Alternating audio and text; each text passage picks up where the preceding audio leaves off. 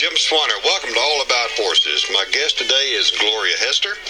Gloria is a yoga instructor and a certified equine somatics instructor. Did I get that correct? Equine somatic educator. Educator. Okay, I like that better. Yeah, that's what we try to do, is educate people. So, Gloria, I want to start out, and this is the second time Gloria's been on the show, and she is so well educated on what she does. And but I want you to tell us again, give us a little bit of background about yourself, okay? Thank you for having me, Jim. I've really enjoyed being with you and the first time, and I look forward to today's talk as well. I had grown up with horses.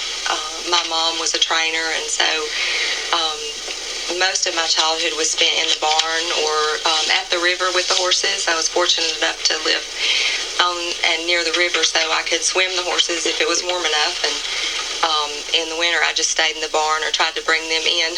I was wanting to be with them all the time. And so as an adult, I had some back injuries that were some torn discs in my low back and pelvic injury.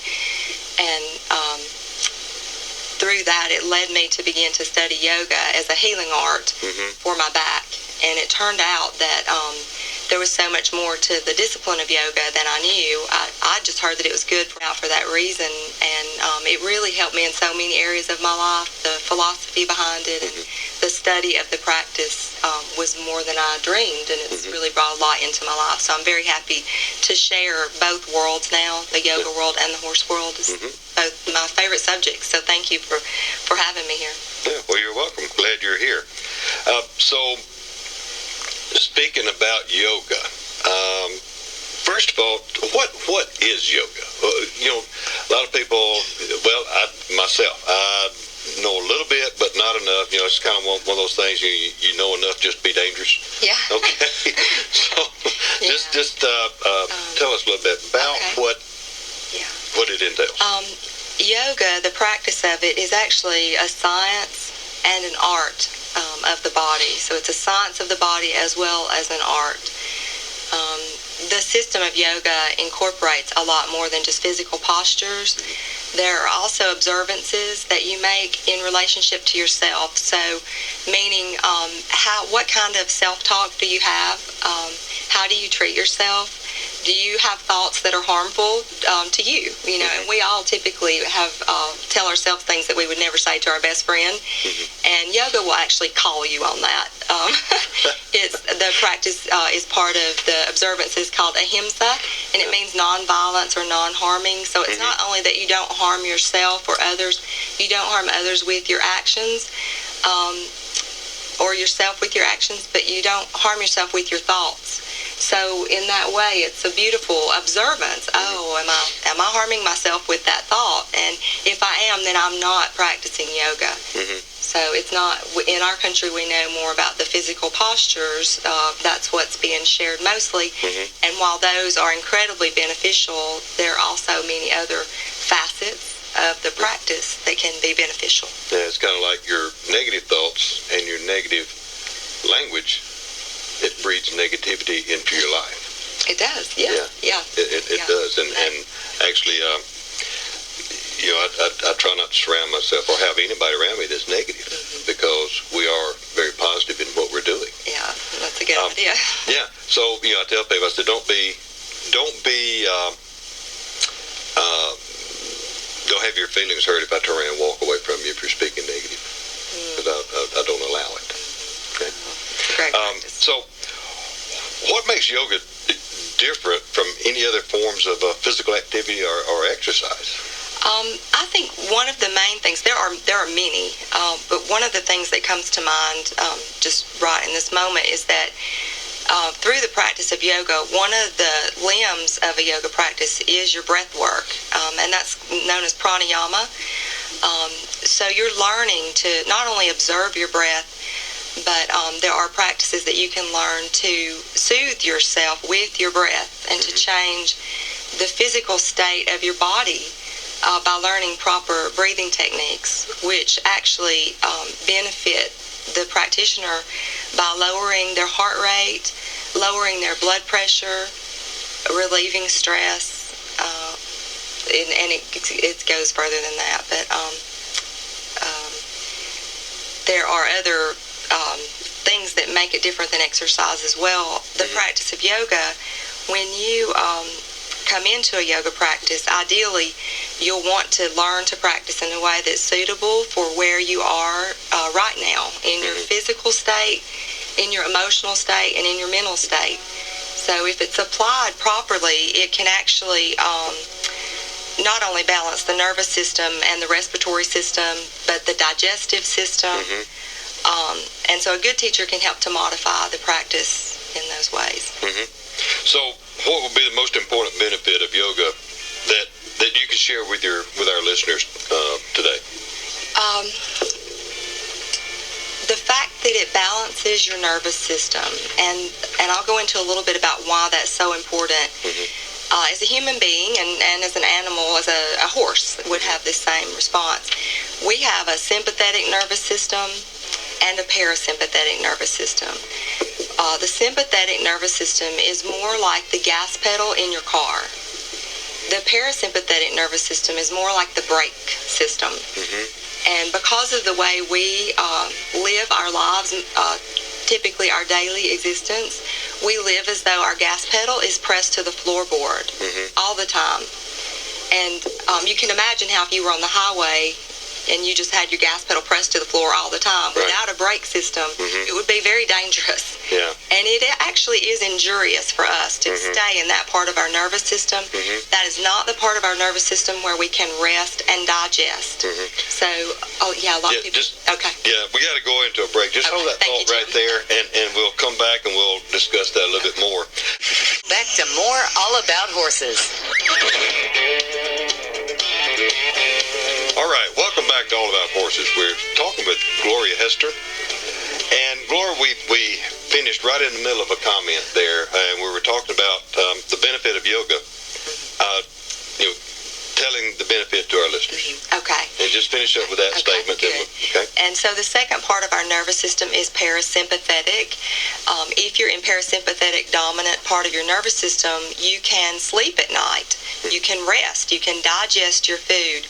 So it's really important to find a practice that will help bring the general population back into parasympathetic dominance, which is where we feel peaceful and at ease and at one with ourselves and with others. It's really important.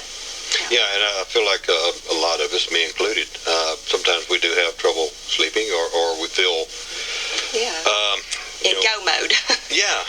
That's right. That's right. I can't sleep. I'm give out. I'm tired, but I can't shut my eyes.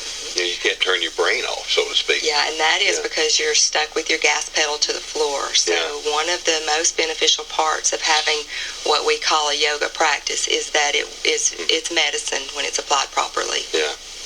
Okay. All right. So in speaking about yoga and horses, since this is a All About Horses radio, what are the benefit of yoga to the rider? How can it make one a better rider? Well, one of the things that a yoga practice will do is help to make your body and your mind more relaxed. And that feeds back quickly to the horse. Anyone who's a horse person knows that the horse is very reactive to your emotional state, to your physical movements. So that when you practice and you're relaxed and supple in your body, then that translates to your horse's body. And so the ability to become one with that horse appears to be heightened. And I believe that that's due to being more open and relaxed in your body so that you can sort of get out of the horse's way and just allow the horse to move in a free way, and you're moving freely with the horse. Right. And like you said, when you're on a horse, if it's happened to you or you've ever seen it happen to someone else, they're riding along and then all of a sudden something happens, the person gets scared, then that just bleeds down to the horse. And then the horse goes, whoa, what's, so it's feeding off our energy. Right. And we teach energy and taking off the energy in our natural horsemanship classes. Yeah. If you have, if your inner thigh muscles are engaged, and that will happen unconsciously if we become anxious or afraid. And so when our inner thigh muscles tense, that in turn will have the horse become contracted as well. So a tense rider will equal a tense horse. People say, I don't know why my horse is so tense. And so at that point, you can look in the mirror. Yeah. They couldn't see my hand, but we're our horse's mirror. You can look in the mirror. Yeah, so it's really common. So if you can learn to relax your muscles, then your horse will relax. So how does this practice develop a more desirable, balanced individual? And what does this have in common with a desirable horse? Having a practice will bring about, ideally, having a yoga practice would bring about a balance of strength and gentleness in an individual, in a person. And it's really an unusual balance of the two, both physically and energetically, to encounter a person who has this balance of strength and gentleness. It's not commonly seen, but when you do come across it, it's really unmistakable. And so this sense of strength and gentleness is something that we look for in the horse as well. As a horseman, you're looking for that balance. And speaking of horsemen, I hear the music. We're going to go into a break right now, okay? But this is a big question I want to talk to you about. How does this help become a better horseman, which is something near and dear to me. Me too. Okay. All About Horses. Now back to more All About Horses. All right, welcome back. We're speaking with Gloria Hester, and we are talking about yoga with not with horses, but how yoga can benefit the rider and help someone become a better horseman, therefore in turn helping the horse. So Gloria, how does the yoga help someone become a better horseman? What is involved, and just go ahead. Through the physical practice, through the postures, you will develop the ability to become more aware of how you're using your body. You'll be more present and have better control of your movements, better balance, better coordination. So yogic practitioners typically, let's say you're an athlete and yoga is part of the way you condition to be a better athlete, you would be less prone to injury due to the fact that your muscles are more relaxed and that they are resting in a lengthened state. So if you do take a fall, chances are better that you'll get up and dust yourself off, ideally. Yeah. And then also that you would develop an ability to, in your emotional state, it's what we call witness consciousness in yoga, so that you're not reacting all the time to every situation. You're observing and you're aware of what's happening, but you're just observing. And that is what most horsemen are working so hard to develop in their horse, is that a horse does not react quickly, doesn't lose his head. And so a yoga practice is cultivating the same thing in the human being. So I see a great correlation, potential there between the two. So when it helps us relax a little more, and when we relax more, we don't react. Therefore, the horse doesn't react as harsh. Yes. So if the horse reacts and then we react, then it just builds and builds instead of, then the horse goes, oh well, it didn't scare my handler, so I guess I'm okay. That is, if you're the leader for that horse. Yes. And to be that leader for the horse, you've got to be calm, you've got to understand, and you've got to be aware of everything that is happening around you, because that horse is. You have to be in tune with it. Yeah, their survival depends on it. So, but yeah, when we can learn to be less reactive, then your horse would be less reactive. Yeah. Just kind of flow and be, like I said, be the leader for the horse. Be there for, that horse is looking for us, to step up instead of trying to shut it down or whatever, because I've had people, how are you going to control a 1,200-pound animal? It just doesn't make sense. So you got to have that energy, bring it up, let it down, and that kind of thing. And if you want to know more, come to the school and talk to me about it. it's kind of hard to convey that over the radio, but it's more of a action oriented. That's right. Yeah. So why is yoga important to the horseman of today? How does it change the individual in ways that affect the horse? I think we touched on that a little bit, but maybe there's... The practice will cultivate an individual who's more balanced and gentle in their movements. And that, overall, is very calming to a horse, to be in the presence of someone who is balanced in that way. And having a good yoga practice can release tension in your body. And that's something that a horse is extremely sensitive to, is reading our body, our nonverbal communication. In addition to that, yoga will change your breathing patterns. It teaches a deep diaphragmatic breathing that also is very soothing to the horse. And so the horse would respond to all of these in a very positive way. Yeah. Now, in a situation, a fear situation, okay, I've researched, I've studied, I've read, and heard, when the way you breathe into your gut. Into your low belly. Yeah, and it helps you relax, and that pushes that down through the horse, so to speak, helps you relax, and therefore the horse relaxes. The breath, instead of taking a short, choppy breath and hyperventilating, falling off, it's just kind of... Yeah, we don't realize it, but we will all take on each other's breath rate and breath pattern. Yeah. And because the horse is a prey animal, they need to know what state we're in because their survival depends on it. Right. Okay, here Tim's turning the music up a little bit, but I want to touch on Gloria is going to be on again, and we're going to be talking about somatic yoga to help heal from the horse, to help heal from horse-related injuries. Yes.